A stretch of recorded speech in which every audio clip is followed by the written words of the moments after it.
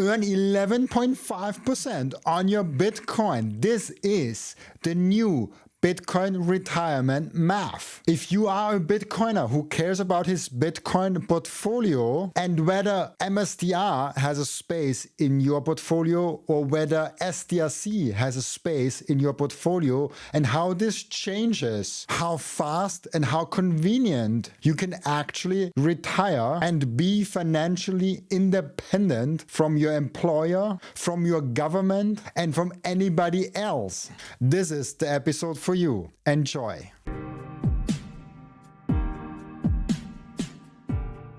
The whole game of retiring on Bitcoin. And now I feel like with Stretch, there's a new component to that whole retirement game, because now you have like a fixed income product based on Bitcoin. So the whole math is kind of changing. How do you look at the retiring on Bitcoin in general? And how do you see that new innovation that Stretch or maybe even like Strive with SATA is kind of bringing to the game? I think one thing that I want to say is that a lot of people look at retirement the wrong way. I think that they look at it as a number. They just think, hey, I'm going to turn 65 and I'm going to be able to retire suddenly. Poof, everything's done. Like they don't think of what they have to do to get to that point. And I think that's the thing that's the thing that I like to focus on. I think that part is really interesting. To me, let's actually start with what exactly retirement is. I know a lot of people probably think, oh, why is this guy talking about such basic fundamental concepts? But this is the stuff that most people don't understand. So to me, retirement is being able to pay for your expenses without having to rely on an employer. There's another way of saying it. It's work optional, where you can choose whether or not you work. Most people will never be work optional, and that's just a fact. Most people will be working probably forever because I mean they just don't have the resources not to work forever. And to me that's a little bit scary, and that's what I like to focus on, because I think that I think everybody wants to be able to retire, but they don't have the right strategy implemented in order for that to happen. Let's start with what exactly retirement is. So retirement is where it's a situation where you're able to be work optional. You don't have to work because you're not forced to. You choose if you want to work. If you want to go to work, you can. In a way, I mean, just a summary of this is the alarm clock is optional. So that means that you may not have an alarm clock every morning. You wake up whenever you want to. I've actually noticed that myself. I used to have to go to work and I'd have to wake up at a specific time, and I'd be forced to do that no matter what. When I left my job, I started doing the content creation. I'm obviously not work optional, not retired yet, but I think this is a path to retirement where now I get to choose when I wake up. I get to choose when I go to sleep. I get to choose everything in my life. I get to choose how productive I am during the day, and I think that's the greatest way to be. And for at least for me, I've enjoyed that a lot. The second thing that you have to have for retirement is you have to have enough money to cover your expenses. I mean, if you're going into a permanent retirement, you have to have money to cover your expenses forever. But there's a concept of mini vacations. There's a guy on X who really got me to start thinking about it, where during while you're working, you're not work optional at this point. You're not retired. You're going on vacations and you're spending your time. You're enjoying your life, and that's something that a lot of Bitcoiners I think forget about. They focus a lot more on working so that they can get more Bitcoin. They focus on cutting their expenses so that they can get more Bitcoin, but they don't think about how to enjoy their lives. I think that's key. If you're not enjoying your life, then what's the point, right? You're just going to retirement, you're stopping working, but what about the journey to get to that point? So the third thing that's really important. So the first thing is work optionality. You want to choose whether you go to work or not. Second thing is you have to have enough money to cover your expenses forever. The third thing is freedom. So that's the vacations part. You want freedom of time and location. You want to be where you want, when you want. Your time belongs to you rather than you having to go to an employer and your employer chooses what your schedule looks like. I hate that aspect of working a typical job. And I mean, of course, it works for some people, it doesn't work for other people. But I think the ultimate goal is to be free, and that's what retirement is to me. I Since I started doing this, I could not go back to like having a normal work schedule, which is weird because I usually do work in a normal schedule. So like I usually like start working around like 9, 10 a.m. and usually stop working at like 6, 7, sometimes earlier, sometimes later, depends on the day. But like even though I usually do the same schedule that I would have as a like normal employee, I love not having an alarm clock. And it's like since a little while, my my fiance is also focused on working for herself, and so we actually stand up now without an alarm clock. It's Amazing. like a thing in now 2 weeks and now 2 months, and it's such an difference in lifestyle. Even though we Amazing. wake up right around the same time we did before, also it like didn't really change, but just the feeling is better. So maybe retirement is the wrong word because it assumes that we just stop working. Like it assumes like you just lay on the beach and do nothing, which is Yeah. fine. I couldn't do it. I don't know. Yeah, I'm me too neither. active for that.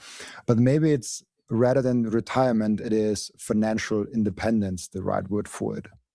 I like that. So financial independence is different from retirement. So financial independence is more like you can choose to work if you want. You don't have to. And that's why I like the word work optionality, work optional. I want to become work optional. I don't want to retire.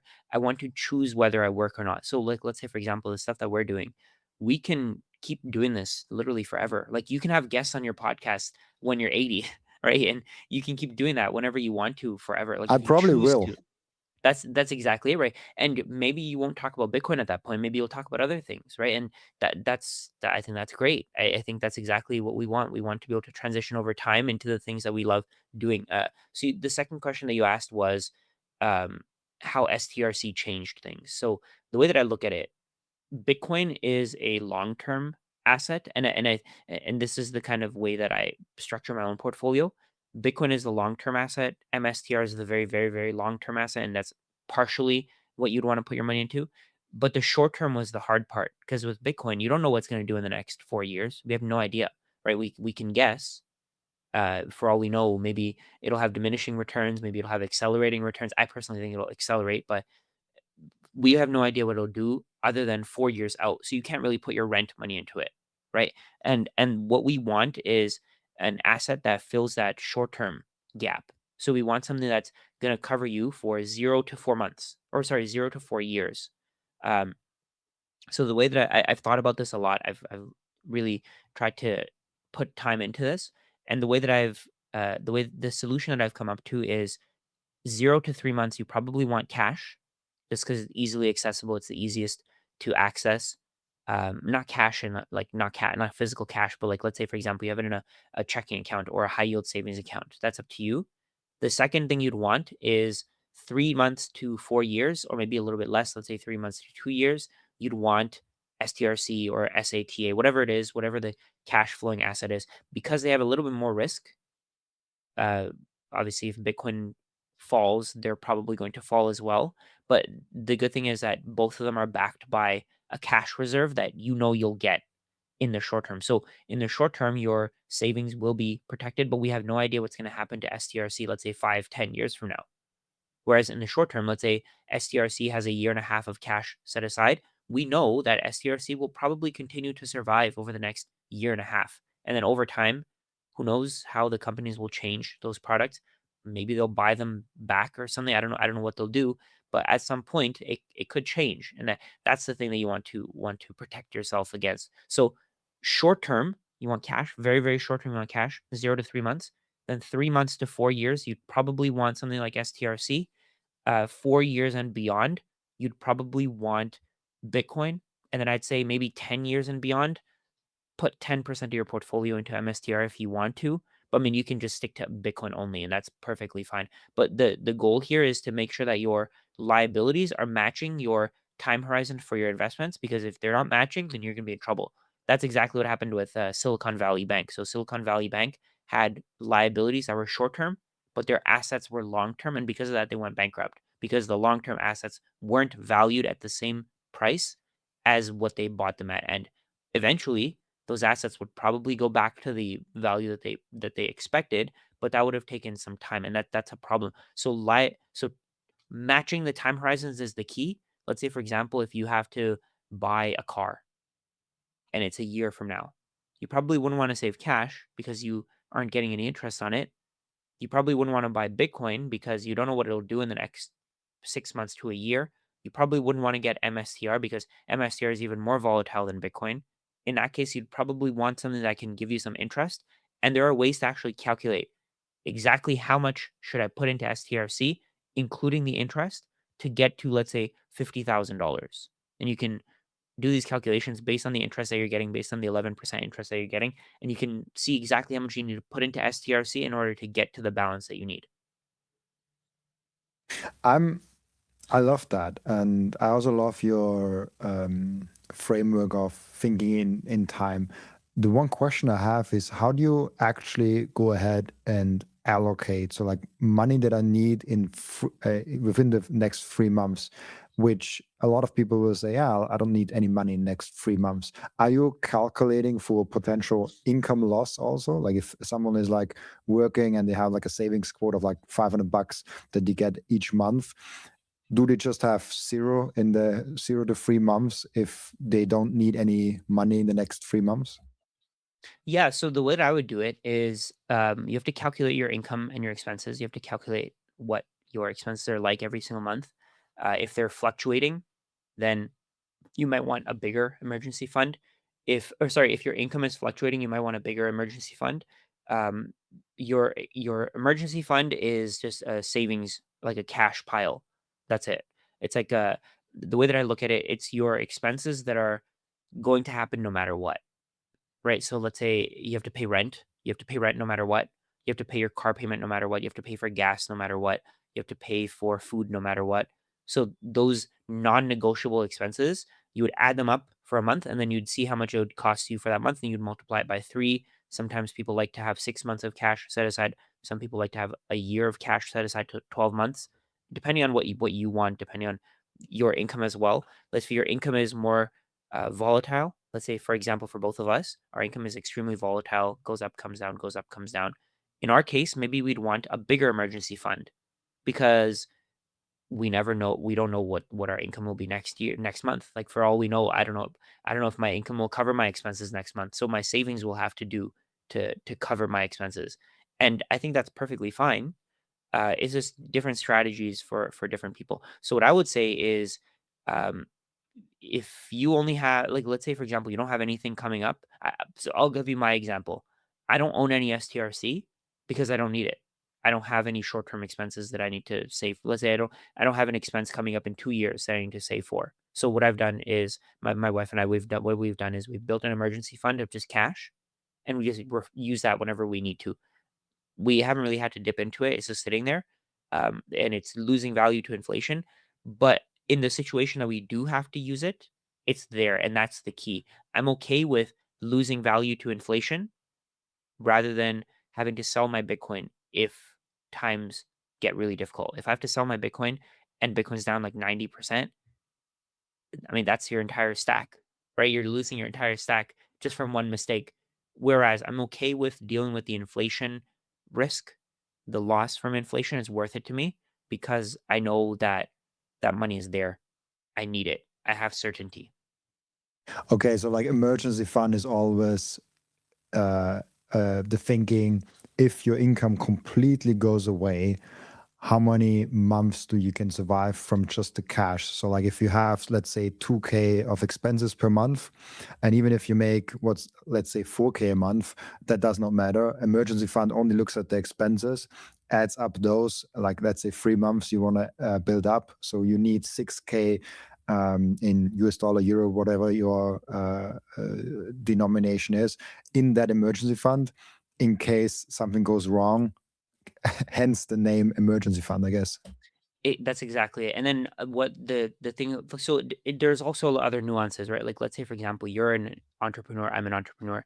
For example, our income streams could dry up, right? And the way that I think of it is how long would it take for me to build another business that makes 2K a month? So let's say, for example, for me, if it takes 6 months, then I'll have to have 6 months worth of cash to basically give me that runway so that I don't have to rush into something. I don't have to go back to a job. I don't have to do something I don't want to. I don't have to scam my audience to make ends meet. That cash is going to cover me in case my businesses stop creating cash. And I think that works really well. It gives you optionality. It gives you a chance to, let's say, for example, let's say you have a emergency fund and Bitcoin drops 80%. If you want to, best case scenario, you have that cash set aside, you're still working, you're still getting your cash flow, your business is doing better than ever. You can use that cash to just buy Bitcoin. And I think that works really well. And then you can just replenish the cash over time. Now that I understand it, I think most people, it's pretty easy to understand. But I think Bitcoin has had, I feel like, and maybe it's just because I thought about that since a very long time. My thinking was, I think, till November or last year or something like that, December, when I got crushed in in the market more and more. My thinking was like, I I will make it somehow. I will work very hard to always have income, and it will actually motivate me even harder if I don't have emergency funds to work even harder. And so I'll just put everything in Bitcoin. Now I changed that thinking because I saw the value of having cash. Even if you don't need it, it's very nice if Bitcoin goes down 50% and you can stack a little bit extra in your stack. But now here comes the Yeah. problem. Bitcoiners know what Bitcoin will do, and so having the discipline, knowing knowing what you know about fiat, to keep that fiat emergency fund and not touch it. I mean, if you, let's say, have 10 grand in an emergency fund, that's a lot of money if you put it in Bitcoin and just wait 10 years. That's a lot of, um, the fear of missing out really grows with your knowledge about Bitcoin. But it's very important that you still be disciplined and have your emergency fund. How do you deal with the logic side of it? I think everyone understands it, but like, how do you deal with the emotional side of like having the fear of not using that emergency fund for Bitcoin? I mean, the way that I look at it, it's a choice, right? If you do it, then the way that I look at it, I mean, it's all logic, right? I try to avoid I still feel like, oh, I should just buy Bitcoin. I don't want to.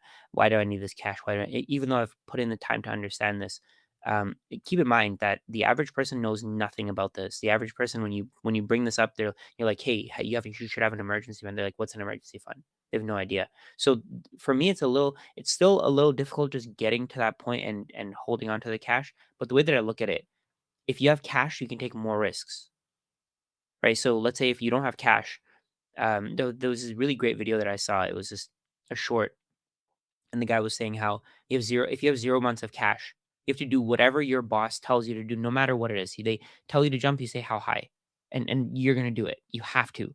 Whereas if you have 3 months of cash, you have a little bit more freedom. And if somebody messes with you, maybe you don't have to do exactly what they say. Then you have 6 months of cash and you have a little bit more freedom. You have 9 months of cash, you have a little bit more freedom. But then the thing that I like about risk is that if you have some cash set aside, you can take bigger risks than somebody who has no cash.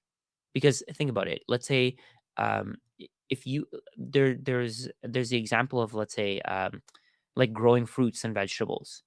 If you plant a seed, it's not going to give you the result right away, right? And you have to wait. You have to wait 3 months, maybe 2 months, whatever it is. I was looking at some seeds. It said 55 to 85 days to fruits or whatever. That's when they start bearing fruit, right?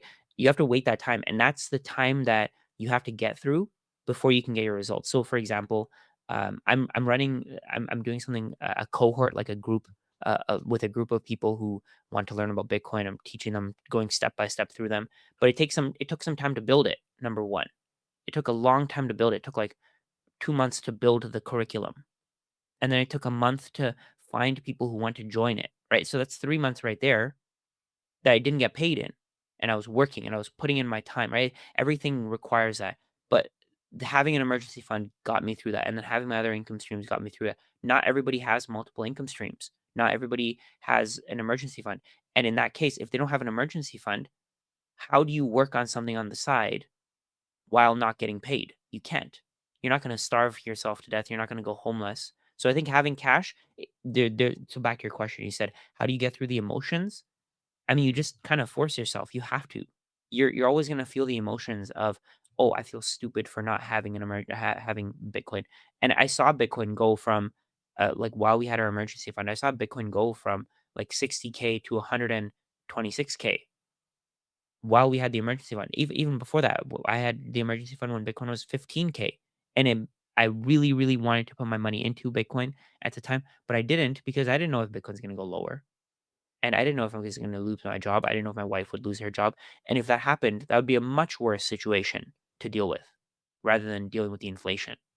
No matter if you already have self custody or still have your Bitcoin on exchange, your generational wealth that you have in Bitcoin could be completely at risk. And that's why I highly recommend to you to give the Bitcoin Way a 30-minute free consultation call to check how secure your custody setup really is and what you can still improve. So head over to thebitcoinway.com/Robin. Again, that's the bitcoinway.com/Robin and get your free initial 30-minute call with the Bitcoin Way. Finally, we have BTC Prague back in 2026, and this year I'm not only speaking on a panel, but I'm actually going to present an interesting new angle, a perspective, a Bitcoin thesis at BTC Prague this year for the first time ever. I've never done that on any other conference, so this will be a fun one. If you listen to this show on a regular basis, I would love to meet you in Prague this year. It's very high signal, no noise, and Prague is just a freaking amazing city with awesome drinks and a lot of good food. Use code Robin to get 10% off, and if you buy with Bitcoin, you get an additional 5% off your ticket price. I'll see you there in Prague. Make sure to come say hi. Does you having a wife, do you have kids? Like, No, I don't even know. not yet. Does you having a wife and having like responsibility over just yourself help with that factor, like being more responsible than you just being like a single guy in his 20s? 100%. When I was single, I didn't have an emergency fund. I didn't have savings. My wife actually kind of forced me to do it, and it worked out really well. It was a good thing. Like she was doing it before she even like, because keep in mind she doesn't have a finance background or anything like that. She's a nurse, so she didn't have like the knowledge of it, but she was doing it on her own. Like even for somebody who has no finance background and no financial education, she's probably one of the best savers that I've ever met. I don't think I've ever met somebody who saves as much as her, as well as her. And she kind of taught me that. And before her, I didn't have an emergency fund, not at all. Interesting. Because for me also, the rethinking started when I got serious with my fiance, and the business that say like both kind of collapsed, um, appeared at the same time. Like me being an entrepreneur and her being in my life committed, and both those things were like, oh, I should have some emergency fund. I should have cash laying around. I should be able to provide not just for myself because I don't like. I just saw a video today of a guy sleeping in his Tesla since like half a year. I Wow. can do that. Like I don't care. Like if it's just myself, like I can totally do that. I probably like love that because it's great for content. Yeah. Like I probably make amazing videos around that. Like like there was a small channel with under 2,000 subscribers. He got a video out just showing people his car and how he sleeps in them. Like 350,000 views, and I'm like, oh shit, people are interested Wow. in that stuff, and so I can do that. But now I have freelancers that I have to provide money for like every month because they provide me with amazing services. Then I have my wife that I want to provide for in case she couldn't provide for herself. So it's like all those things make me more disciplined with money. That's why I was asking because it was the Yeah. same for me, which is very interesting. So taking responsibility obviously makes you more responsible with money and discipline. And it gives you the ability to take more risk, right? So in the case of strategy, for example, they built an emergency fund and it allowed them to buy more Bitcoin because their credibility increased and people know that no matter what, they're going to be able to pay this dividend for a year and a half. And what that does is it gives them the opportunity to do things that maybe other companies can't. And I think that's huge. Let's say, for example, with us, our situations, um, I paid a business coach, business mentor, like 15K, to give me some ideas and how to improve my business, and it worked out really, really well. If I didn't have an emergency fund, if I didn't have cash set aside, that wouldn't have happened. I would have probably said, "No, it's not worth it." And it just changes how you look at money. I think it changes how you look at cash. It changes how you look at, just business in general, because it makes your at least that's how I look at it. It changes the way that you approach life. When you have an emergency fund, you feel a lot more relaxed. You don't worry constantly about, oh, how am I going to make rent payments? How am I gonna put food on the table? You never have to think about that, and that's I think that's mental load that you don't want. I learned that term recently because my wife, she was telling me, like, they take some responsibility, like, for this and this, so I don't have to deal with it. And that mental load, that voice in the background, it takes a lot of it takes a toll on your body. It takes a toll on your mindset. It takes a toll on your work, and you're just forced to try to make as much money as quickly as you can just to make ends meet. And I don't think that's worth it. Especially as you get older, you start realizing that's not worth it. But so a few years ago, or no, a couple years ago, I posted about how Bitcoiners need to have a fiat emergency fund. I got so much hate, so much hate. I was actually posting about how, if people want to look, I have a video called "All You Need Is Bitcoin and Cash." I got so much hate in the comments there because people were like, "Nope, why would you want cash? You just want Bitcoin. You just want Bitcoin. You spend your Bitcoin." I got so much hate on it, but then after Bitcoin crashed, I started seeing a lot more content about how you need cash, how you should have an emergency fund, and that was from Bitcoiners. So the funny thing is that people realize it themselves. It just takes a little bit of time for them to figure it out, and once they figure it out, there's no going back. Yeah, like you kind of grow up in the space, but yeah, one very small thing I want to add here is, you just made me realize, almost since 2 years, 1.5 years now, I'm working on a book and I still haven't finished my manuscript. It's like nobody paid me for that work, and it's a significant amount of hours that went into that. Yes, you can Yes, argue it, yes, with the research and the time put into that. It probably made me a better speaker, probably made me a better host. Like it impacted my podcast probably in some small fashion positively, but it didn't really make me any money. I yeah, think, if I would have been in financial troubles, I probably would have had a lot more pressure to bring out a book and like monetizing it and doing all that.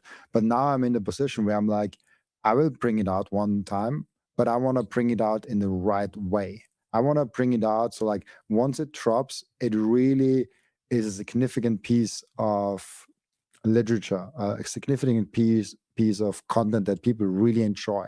Everyone that reads it should be like, yeah, that's like, I'm glad I spent that time and money on that book because it really gives me value. And it's like having cash, having the optionality gives you the option to do those things because they take a long time. Like, yes. even with AI, you can't just write a book in like a weekend. It's a long project, at least for me. Maybe I'm maybe I don't leverage AI good enough, but I it's a very hard process for me, even having all the best AI tools. And even while you're writing it, you still have your expenses. It's not like you don't have your expenses, right? You continue to pay for things. You have to continue to pay for groceries. You have to continue to pay for shelter. There's no way to get around that. And that book that book is basically sweat equity, right? You're building equity in this piece of literature that other people will be willing to buy, but they're not willing to buy it yet because it's not done yet. And once it's done, you're going to notice that all of that time, that effort, that energy that you put in, that emergency fund that covered you for that period, all of that is going to multiply your wealth. If you get what I'm saying, like, right now it's worth 0. Technically, to other people, it's worth 0 because it's made no sales, but at some point, it's gonna be worth 10,000, 100,000, $1,000,000, and that's extremely valuable, but it takes time to put to grow that. It takes a lot of effort, takes a lot of energy, and like you said, you're not getting paid for it yet, so how are you gonna do it if you don't have cash? I hope it comes out before the next bull run. that's my only hope, and I will work hard for that. It's time that something comes out. But yeah, anyways, the next bucket that you were talking about, which was really interesting, was the 3 to 4 years, no, 3 months to 4 years bucket with stretch, which is very interesting because you have those live events where you maybe need a little bit more money and you might have actually know it beforehand already. For example, if you're moving to a new area, moving takes more money because maybe you have an overlap in rent, maybe you buy new furniture, whatever it is. Moving, even if it's just between rent moving, you still need more money. Obviously, if you buy a home, that's a whole new kind of expense that you incur. But let's just say it's just the moving cost of it. You will need in that 1 month way more money than you usually need because you need all your usuals plus like double or 3 times as much depending Yes. on how you move. And so if you know I'm going to move in 1 month, I think in 1 month, in 1 year, stretch is like, I feel like the perfect place, or like a high yield savings account like stretch that has like 10, 11%, 8%, 9%, whatever it is the perfect place for that because it has a little bit more risk, obviously, but it has the high return and better place for your money in that very frequency. I love your thinking around that like time frame. Yeah, so that's exactly what I mean, right? If you have to pay for something, let's say for example, if you have to pay for moving expenses, and you know it's gonna be, let's say for example, it's gonna be $10,000, or it's gonna be, let's say, just to get round numbers, and you'll get what I'm saying. Let's say it's $12,000, and if you had a checking account, you'd have to put in $1,000 a month to get to that point. Whereas with STRC, maybe you can get away with putting in 950. Right, and the interest is gonna cover the rest of it. So instead of putting in $1,000 a month, you can put in $950 a month, and the interest is going to cover the rest of it. I don't know the exact calculation, but the interest will cover the other part of however much money you need. And I think that works really, really well because we know that STRC is probably going to be close to $100 in a year, right? Would you assume that? I think they will do an amazing job at keeping it at around $100. Like I Yes, think it will be and super, super, super stable. That's exactly what I think, and they're doing that right now, and they're consistently doing it. They're keeping it at $100. Right now, it's at 99.28, but that's a result of the ex dividend date, the record date, and all that. I won't go into that, but at points there's going to be like 1 or 2% of volatility, and that's perfectly fine because the return that you're getting is more than covering you for that volatility. I think it's smart to have STRC for those short term and medium term expenses because then you know that you have the money when you need it and you can sell your asset whenever you need to. Of course, we're not considering taxes here. Taxes are going to be depending on your jurisdiction. You need to account for that yourself. But I think it's smart to have that because you're going to get a higher return than any high yield savings account. And I think that's so important because you want to be able to pay for your expenses in the medium term. If you can't pay for your expenses, I mean, either let's say for example in the thing that you said, the moving, how are you going to move if you don't have cash? You have to pay somebody. You can't. Let's say you have a pickup truck. You can't haul all of your furniture over. Like let's say you have a whole house. You can't haul everything over yourself. It's going to take you like a month. You have to pay somebody to do it. You have to pay somebody to like all the other stuff that comes with moving, furniture, buying furniture, um, whatever it is. Maybe you need to take a week off, and you don't get paid in that week. You need to save for that. If you don't, then you have less options. I think the 950 is really interesting, and I think the math is roughly right, but like people can check. But it's definitely like between like 40 and $70 per month that you probably save if you put it Yes. in a normal checking account versus the stretch account. And it's a really interesting thought experiment because you can put instead of $1,000 in the checking account that yields you nothing or just 1% or something like that. You can put that in a high yield savings account like Stretch, and you can earn on it. So instead of like putting the $1,000 in the traditional account, you can put $950 in the Stretch account, and you can use the other 50 to put into Bitcoin. Yes. And this is a really interesting one because you don't need that money. You got that money extra. And so that money might actually increase more because Bitcoin might have a good 5 months, 6 months, whatever the time frame is, or it has a bad one, doesn't matter. But you have more long-term capital available to put into something like Bitcoin, a strategy. So confusing, stretch and strategy for me. So like you can use that saved capital to put into something long-term for building a bigger nest egg for that. It's an amazing way to think about that. I've never really I've realized, like, I'm doing it myself because I'm moving not that long, and I'm actually doing that. I put some money into Stretch, not nearly enough to move, but I just wanted to test it out, and I'm like, that's amazing. Even like in Austria, you have to pay taxes on it directly, so it's not an 11.5%. It's I think an 8 point something percent or 8 to 9% thing after taxes. But that's amazing still. Like on my bank account, they're offering me 0.3%. That's so bad. I know in America there are better savings accounts on banks. You guys get like 2-3% in the savings account. But here in Austria and Europe, I mean in Switzerland, you even get a negative. Negative. Wow. You have to pay a bank to take your money, which is like a tremendously bad thing. That's horrible. So I'm actually surprised you get 0.3% from your bank, because banks give you like 0.1.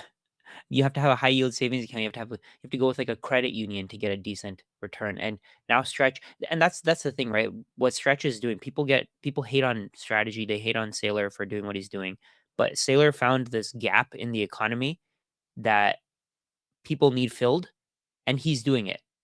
He's doing it really, really well. People need a high yield savings account that has low volatility and it has low risk. That's exactly what he's giving them. He has an emergency fund, so he's set it up so that it doesn't fail. He's made it in a way that ensures that it does what he needs it to do, and it does what people need it to do, and he's delivering on that. That's the greatest thing here. And people, I mean, the legacy financial system can't compete. Like you said, 0.3% for mine, 0.1%. That's the interest that they give you. I think what Strategy is going to do with Stretch is, I think it's going to make banking and financial products more fair, which is really cool to think about. It's like it's I just competition. found it's yeah, Oh, there like you go, grow 0.3. 0.3% interest Yeah. actually. Yeah. Wow. So like that's the thing, and they paid out monthly, which is already good. Like it's actually a good bank. They pay you out monthly at 0.3% interest. But Stretch soon pays you bi-monthly, so like twice a month. State does plan to pay you daily. Yeah, I saw that. What do you think about that? Crazy. That's amazing. That's where everything should go. Like, you should be able to. I mean, you should be able to get payments hourly. And the payments should be added to your account as you go, right? If you need a savings account for a day, you should be getting interest for that day, right? And I think that's where the world is headed. In the legacy system, that wasn't possible because banks didn't want to make that happen. All of them were colluding. They were working together to make sure that doesn't happen. And now I think they're going to be forced to do that. It's so true. It's such a I saw I saw that daily dividend announcement, and I was like, that's real true innovation.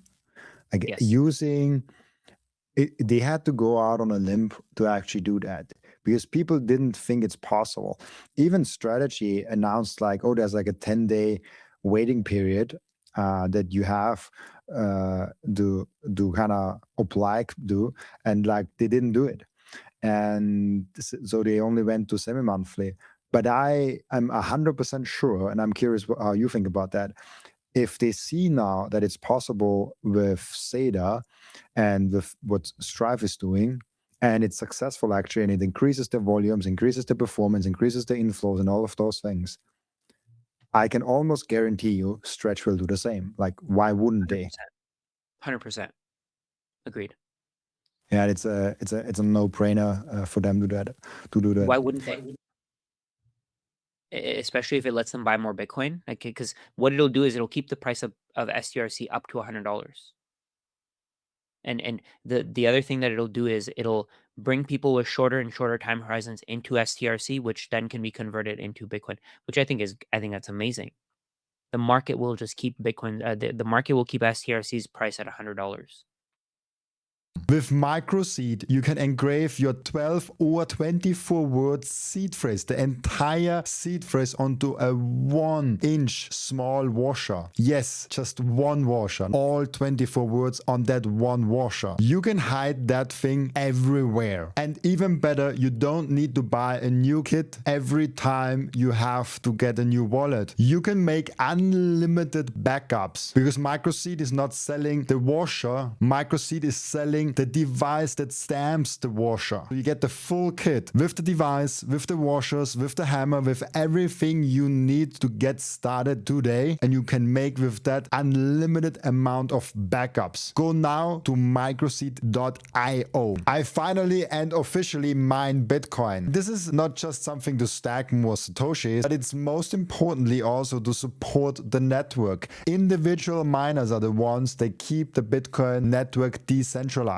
And by the way, you get KYC free Bitcoin. That's why I use Simple Mining. I get an actual proper Bitcoin miner. They set it up for me. They repair it if it breaks down. And most importantly, they let me choose the pool and even connect my own full node. I'm completely sovereign and I'm completely in control. And I can sign up with Ocean, no account needed. I just give them a Bitcoin address and then there's mining going on. No KYC, nothing. So if you're ready to mine Bitcoin, go to simplemining.io, tell them you come from Robin, and let's mine Bitcoin together.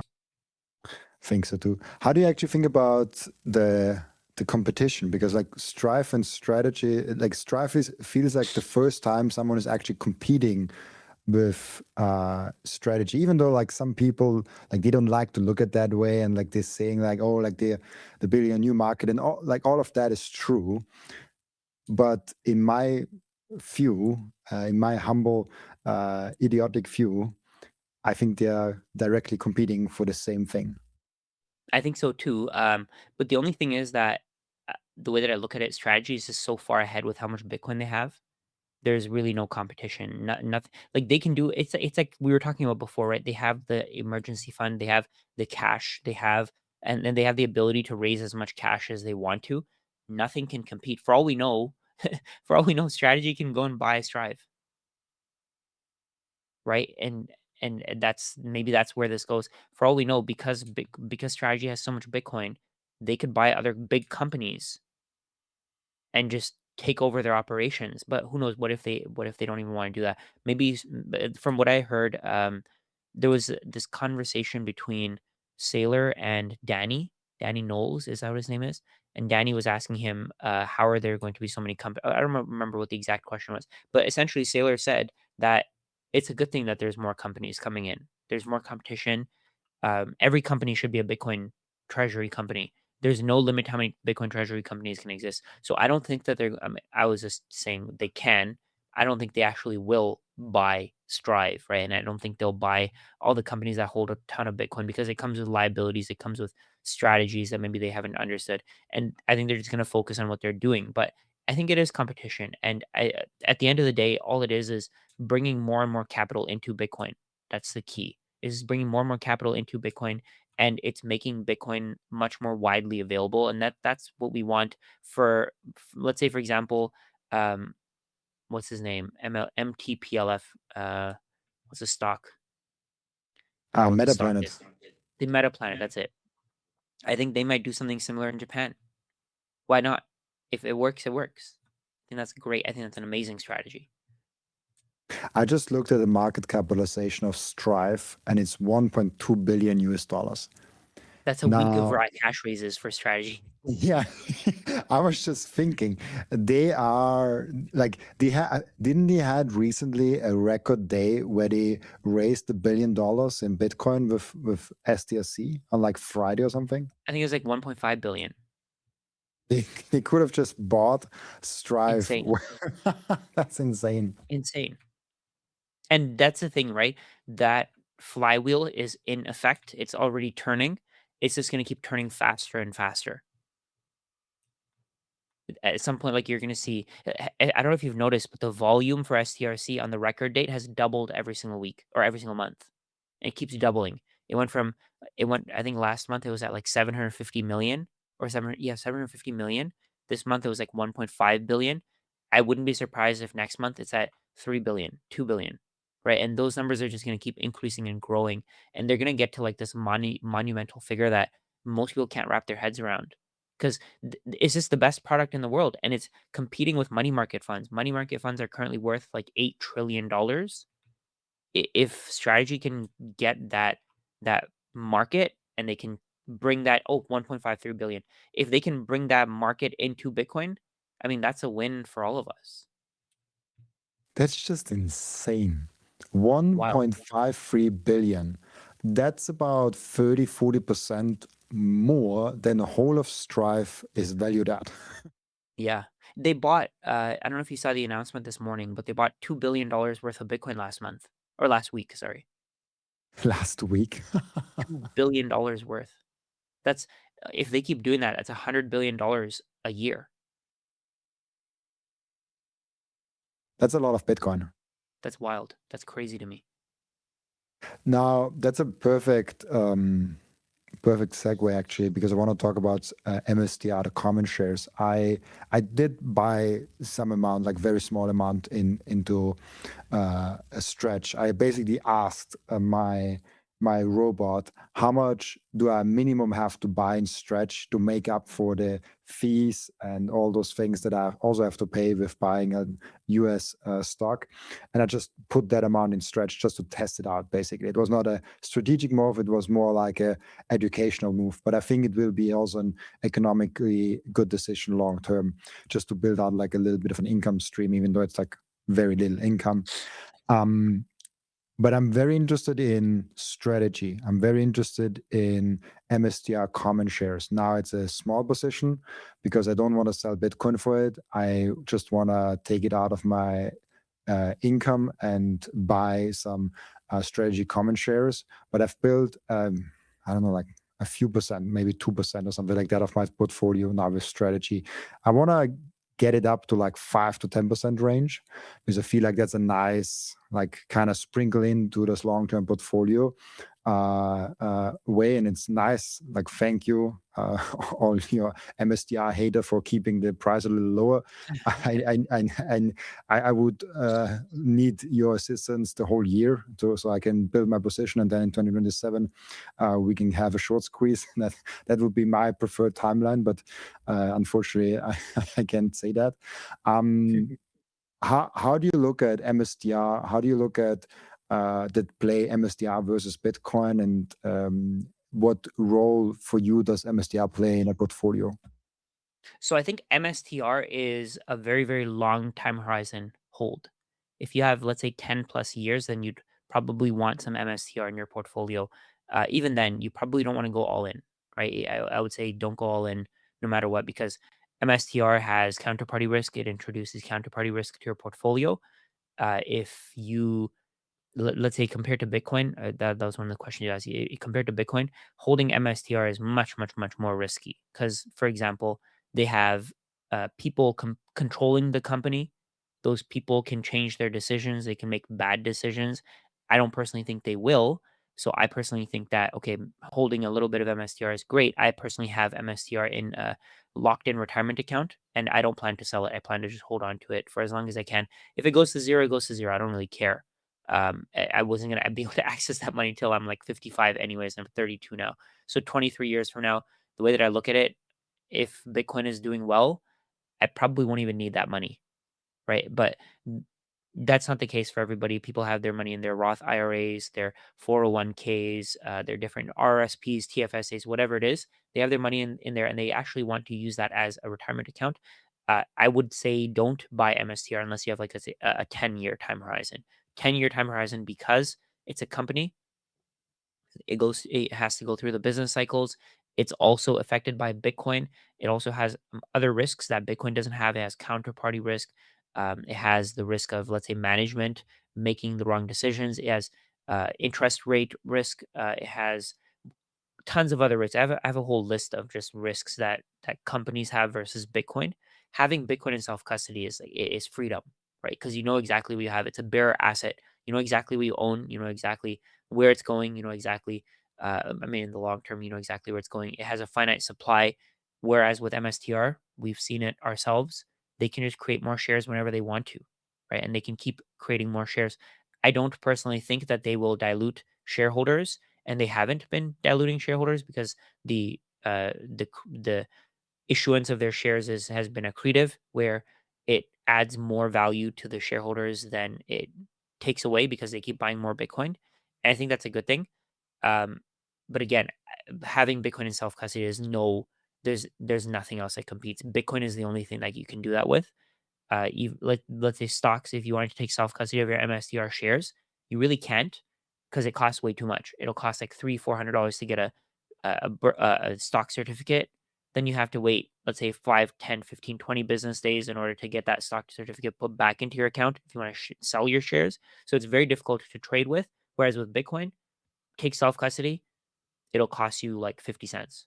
You send it back into your exchange, it'll take 10, 15, 20 minutes, cost you another 50 cents, a dollar, whatever the transaction fees are at the time. But in terms of the returns, I think it's a no-brainer that if Bitcoin does well, MSTR will do much, much better because it's, as they call it, amplified Bitcoin. It is they're continuing to add more Bitcoin, meaning that the returns from MSTR, because it's leveraged, are going to be higher if Bitcoin goes up. MSTR's returns are going to be higher than Bitcoin's. But if it goes down, MSTR returns are going to be much, much lower than Bitcoin's. Like you're going to lose money much faster with MSTR. But you have to handle that volatility. That's the key. MSTR is going to be much, much more volatile than Bitcoin, and we've already seen that. I want to add, and you're 100% correct, because I think people don't realize that they compare strategy with Bitcoin way too much. Bitcoin has all the risks that Bitcoin has, and MSTR has all the risks of Bitcoin plus the specific ones Exactly. Yes. of MSTR. And Yes. one Very well thing I said. want to, yeah, and one thing I really want to note here is also with a company and a management team, you almost have no like not almost you have to keep up with it. You Yes. cannot just not look at it. Yeah. Bitcoin, I personally would say, is at the stage where you can buy it and just forget about it. Yeah. Strategy is not something like that. A company being, we've seen it in history so many times where a very dominant player like Nokia had an amazing position. The market was growing. Like you could just see the market forming around Nokia. You could see what the amazing phones they have at the time. But then Apple comes around, Google comes around, Android comes around, Samsung comes around, and they just like outcompete them with innovation. Now, Yeah. strategy has the advantage of having Bitcoin, which is like you can't steal Bitcoin away the same way as Apple stole the market share of Nokia away.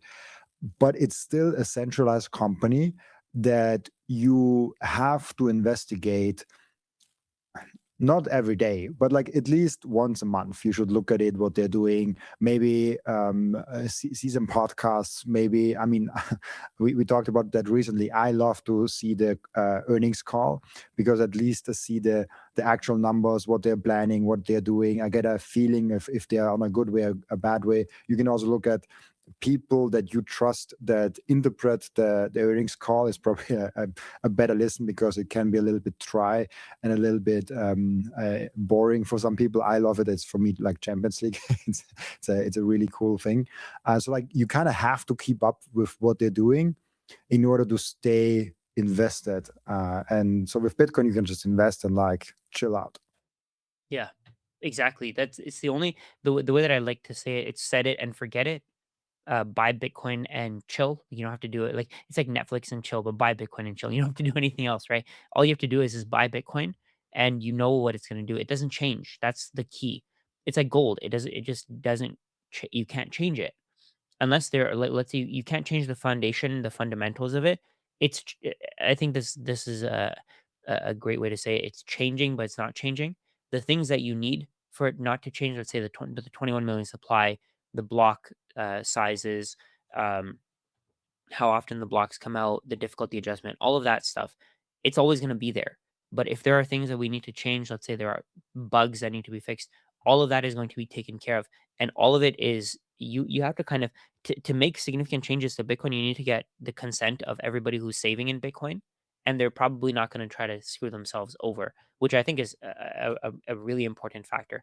Whereas with strategy, I think Saylor owns like 40% of the stock, and that's huge. So he has significant sway in where the company goes.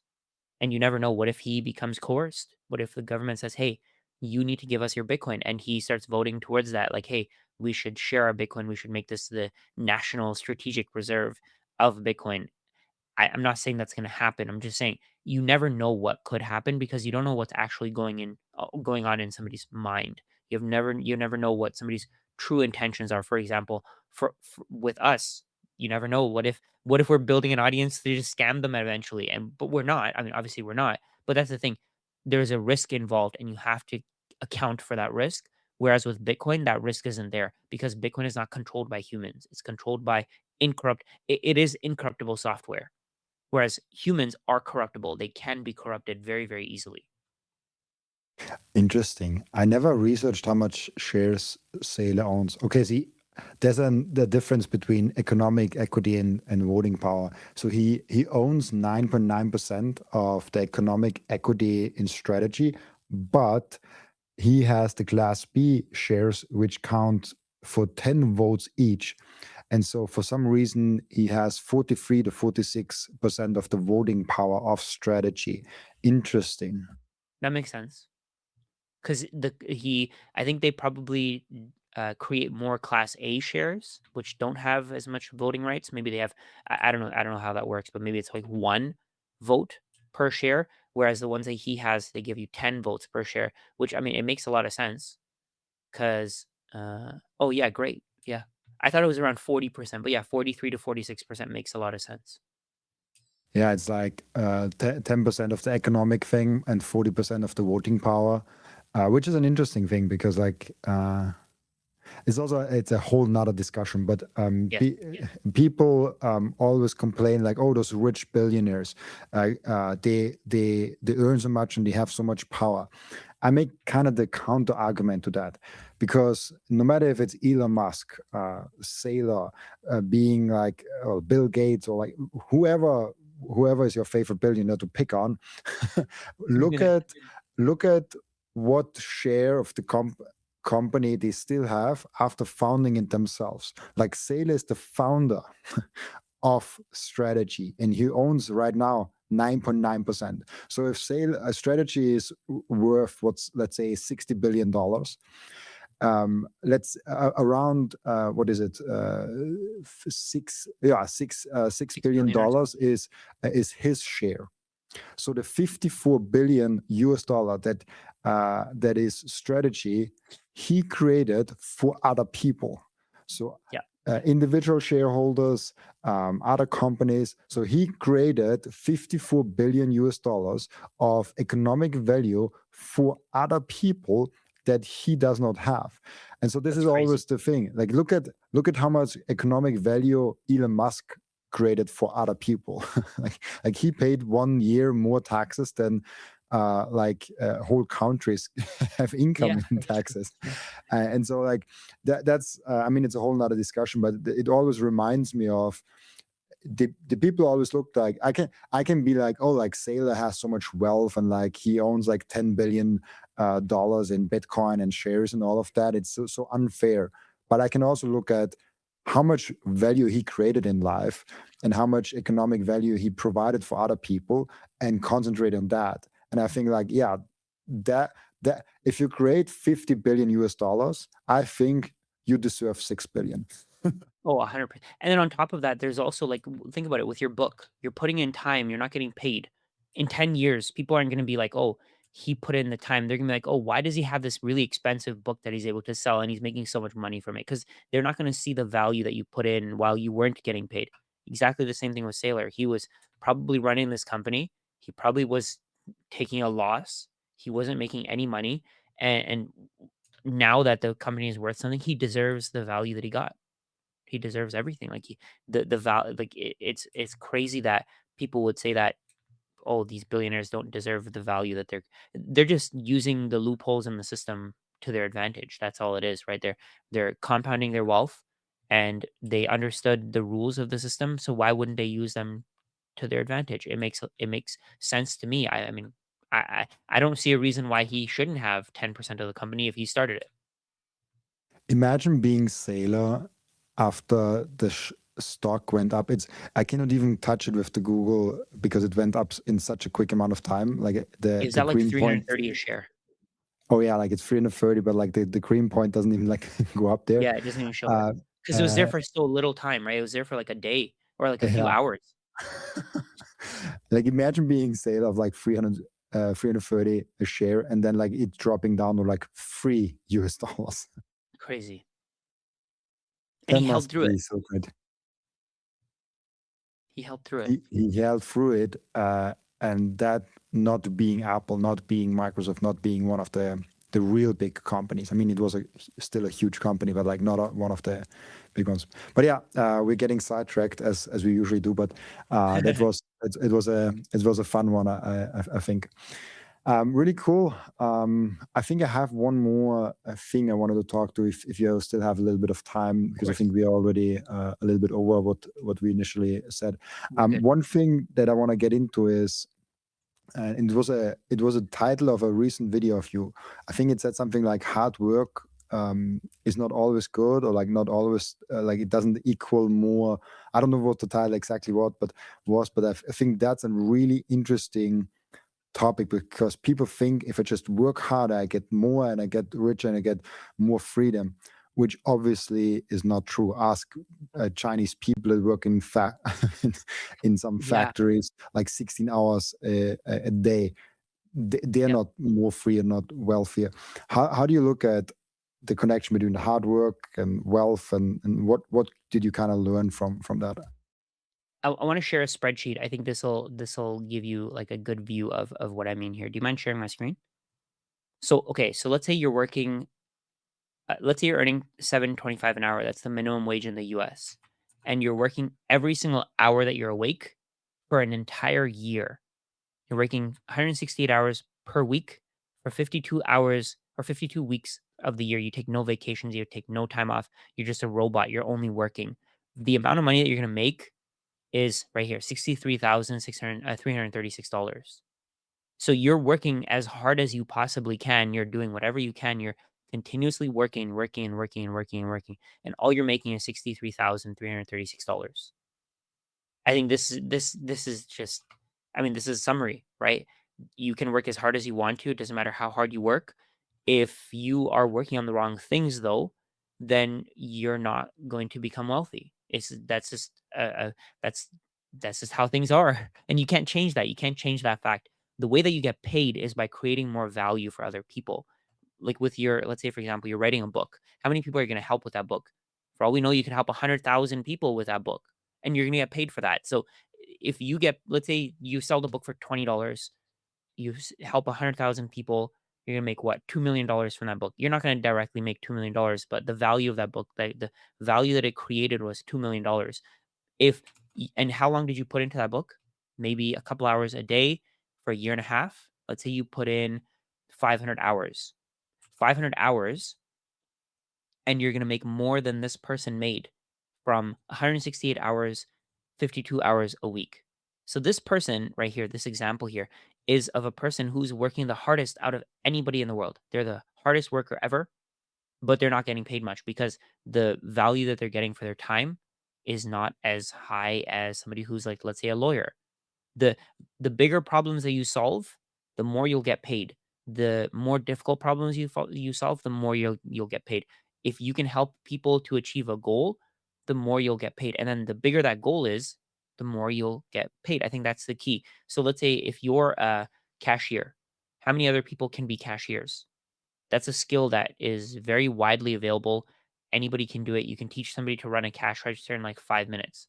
Whereas let's say your knowledge, the specific knowledge that you have of writing a book, that can't be replicated in a day.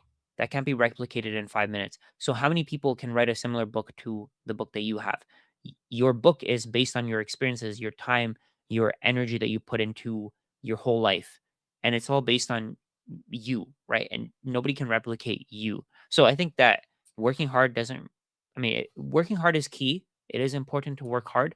But if you work hard on the wrong things, like let's say in this case, in this person's example, they're working hard on a $7.25 per hour job, whereas they could put, let's say, a few weeks into learning a course. And like I gave an example in that video of a Microsoft Excel course that I took. It was like $15, but it raised my income from 42,000 to 64,000 per year. $15 investment that raised my income by over 50%. And why would I continue to work for minimum wage if I can do this course and increase my wage significantly? I think that everybody has this opportunity with the internet. You can go watch videos, you can find something that'll increase your income. Working hard is not going to make you wealthy. If it was, construction workers would be the wealthiest people in the world. If working hard was the way to get wealthy, garbage men would be the wealthiest people in the world. I mean, they make good money, but they're not the wealthiest people in the world, even though they work much, much harder than the people who have a lot more money. Like, let's say we go to Michael Saylor. Michael Saylor worked in the right direction. He built this company. He created this company, and now he's probably not working as much as this person here. Like this person here is working literally the most that you possibly can.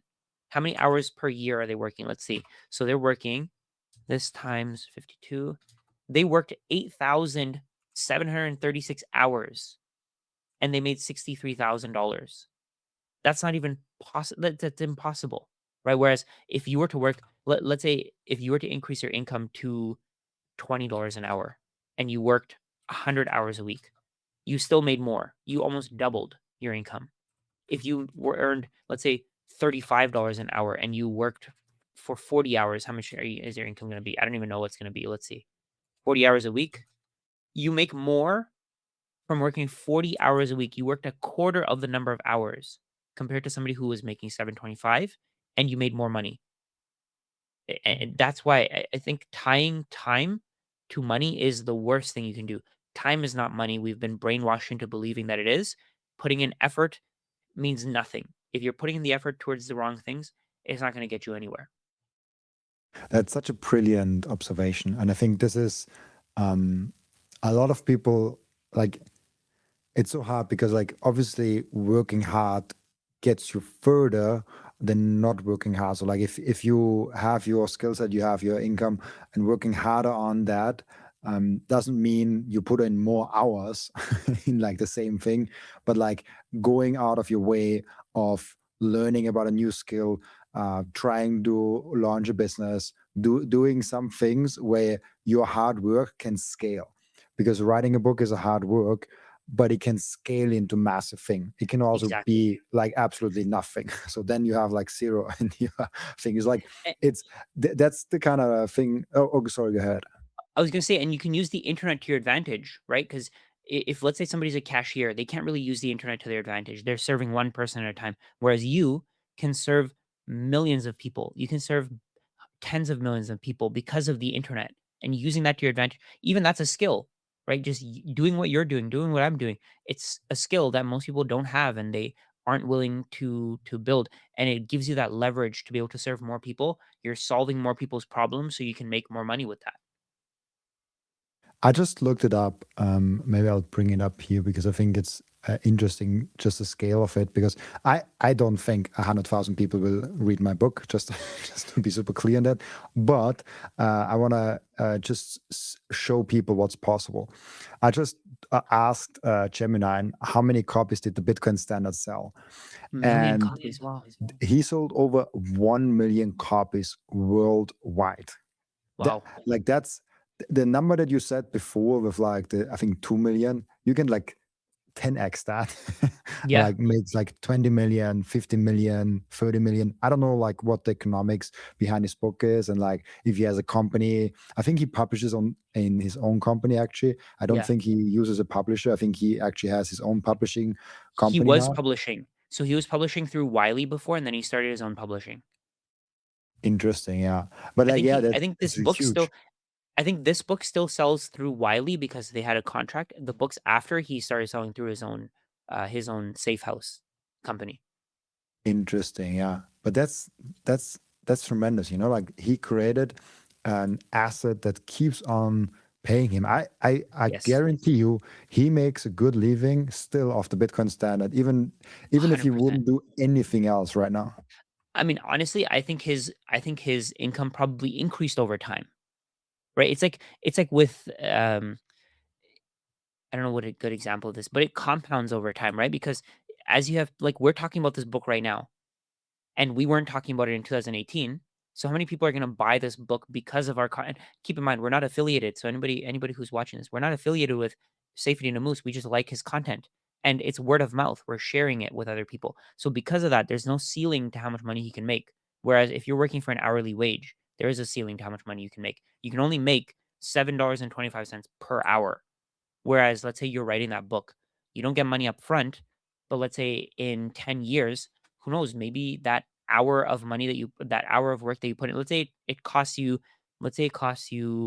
500 hours to write the book. That book made you, let's say it made you $1 million. What's a million divided by 500? That should be so easy to calculate, but a million divided by 500, that technically means you made $2,000 per hour of writing the book. Right? And over time, that'll keep increasing because the work that you put into the book is fixed, but the amount of income that you can get is constantly increasing. So in the case of, let's say, Saifuddin, I don't know how long it took him to write the book. Let's say it took him 500 hours and he made $20 million off of it. Or I don't know. I don't think he made that much, but let's say as an example, if he made $20 million off that book and he put in 500 hours, that's like $100,000 an hour. Some ridiculous number. I don't know what the exact number is, but it's a crazy number that when you really think about it, you can't an hourly wage can't compete. I recently saw this is worth an hour is worth an hour is worth because Elon Musk recently said that on yeah, Elon Musk was asked a question recently on a podcast. How much money would he pay for getting 1 hour of his time back or something like that? And he Mhm. said $100 million. Wow. He would pay that because he went through like thinking about what the economic value of Tesla is, how much revenue they're making, economic value of SpaceX, and all the companies that he has. And if he just gets an extra hour, what he could achieve with driving those companies in certain directions would pay him plenty of the $100 million that he pays for that 1 hour. Yeah. Like you can look that up. It's just like Elon Musk saying how much his hours worth. Like there's like literally 5 podcasts there.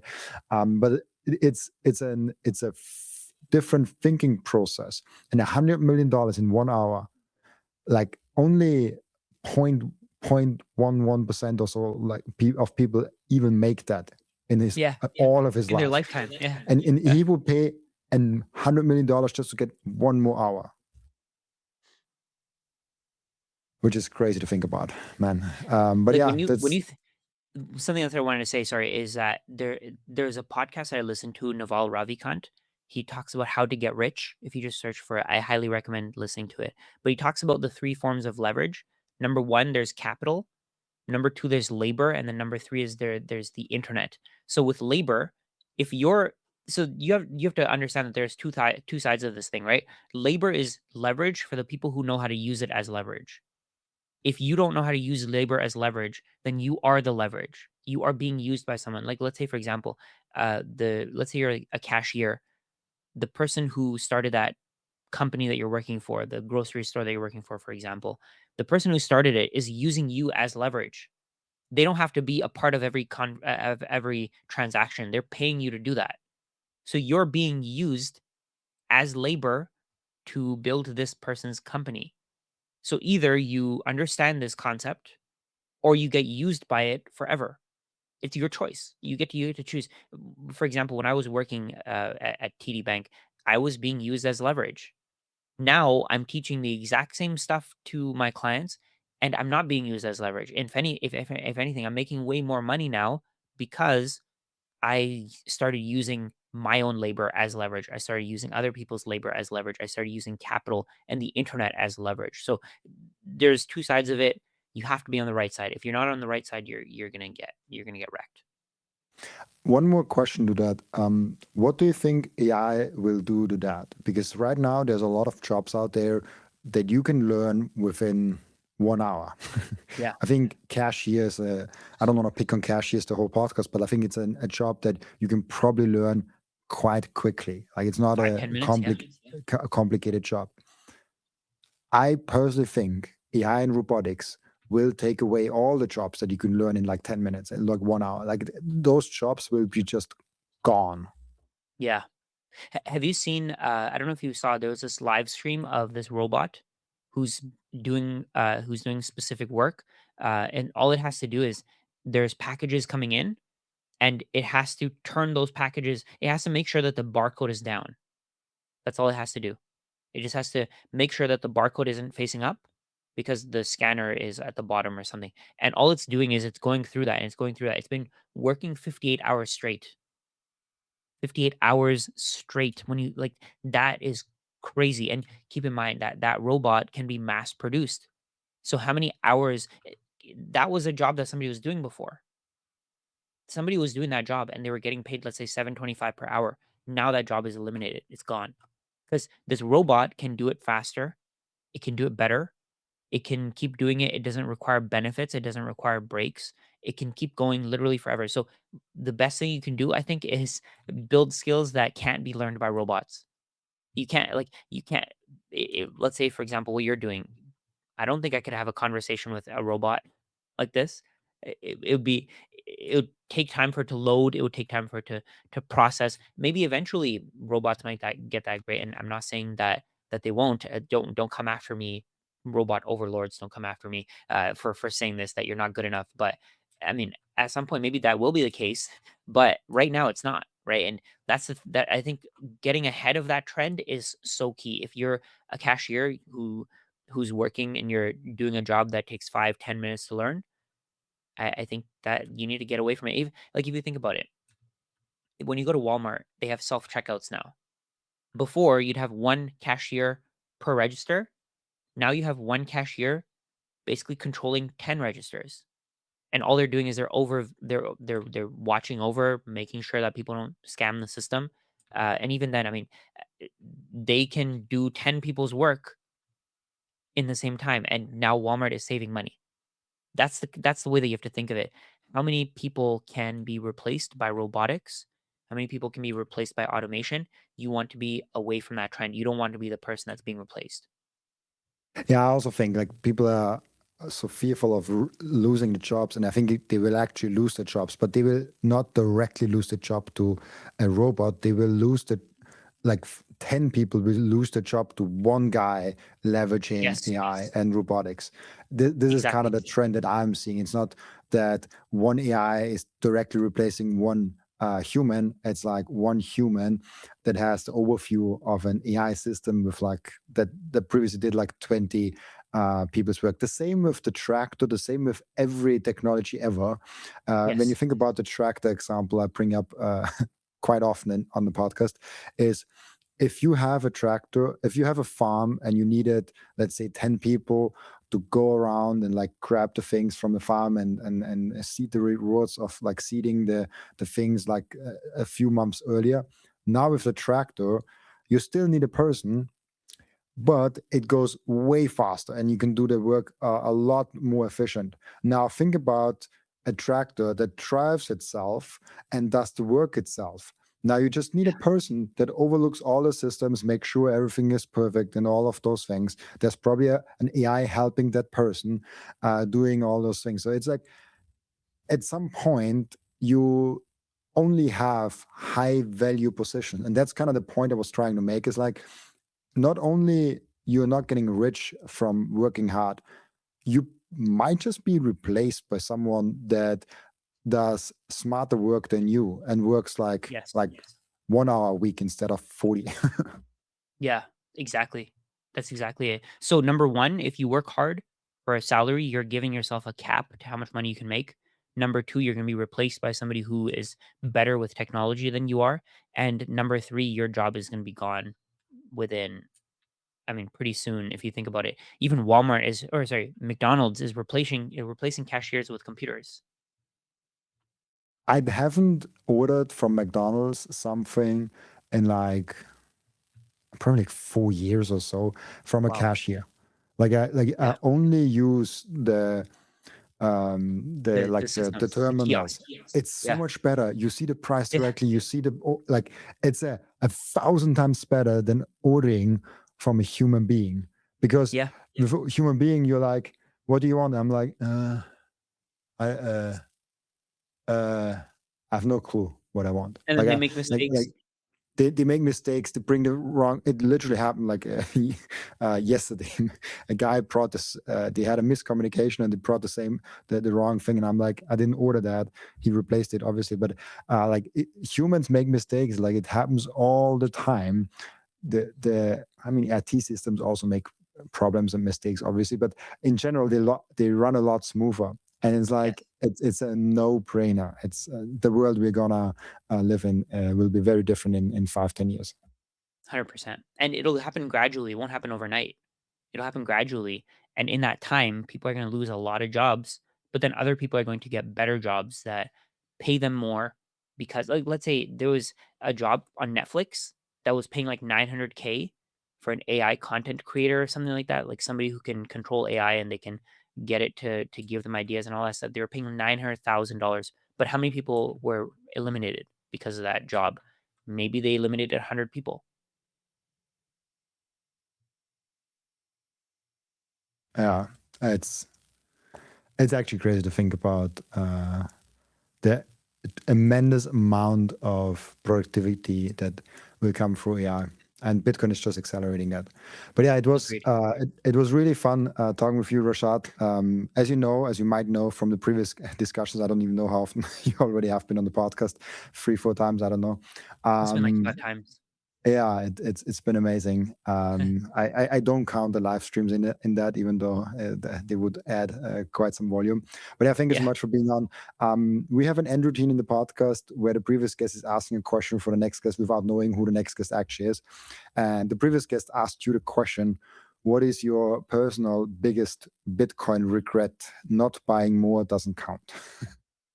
Oh, actually, I have a very, very easy one here. So in 2022 or 2023, I think it was 2023. Oh yeah, it was 2023. It was after the bottom was reached, so it was in 2023.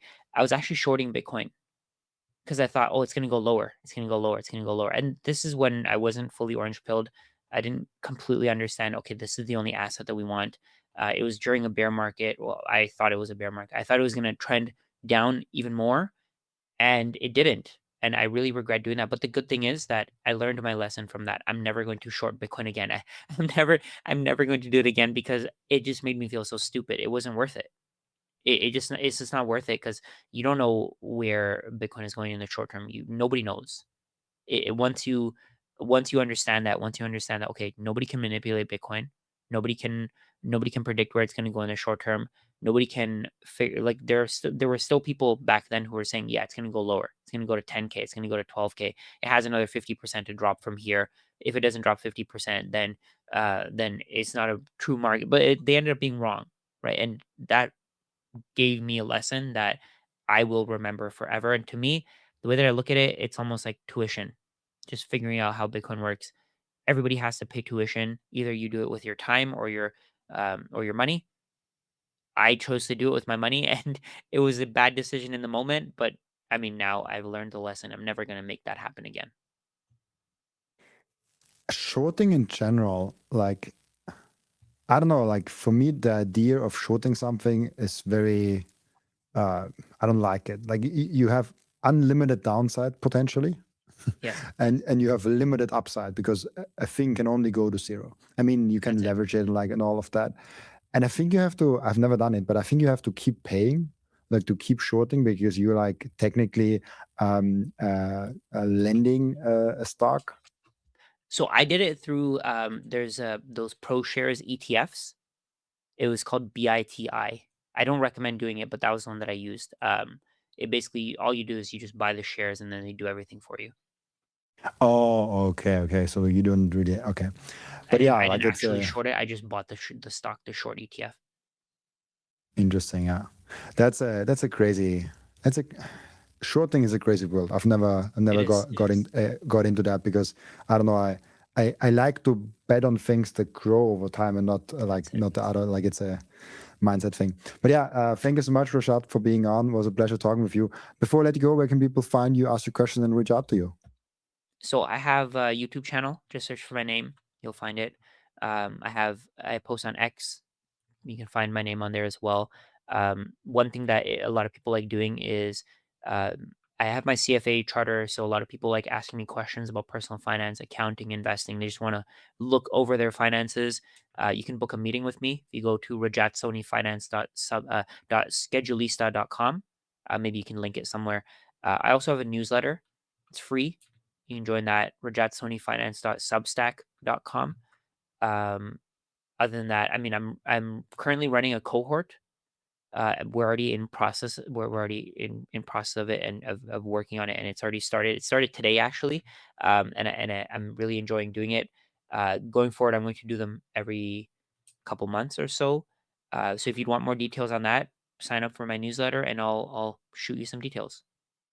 Awesome. Let's do it very simple. We'll do a YouTube collab. So directly very big under the video, there will be Rajat Soni. You can just click on that, and I think you will find everything you need about you somewhere Yes. on that YouTube channel.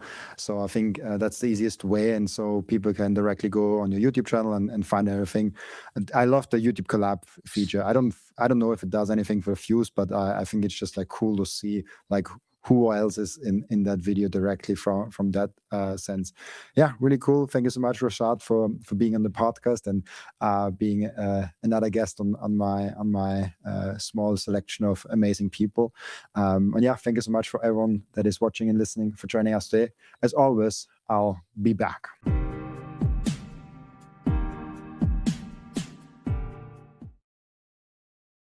This content is for educational and entertainment purposes only and does not constitute financial advice.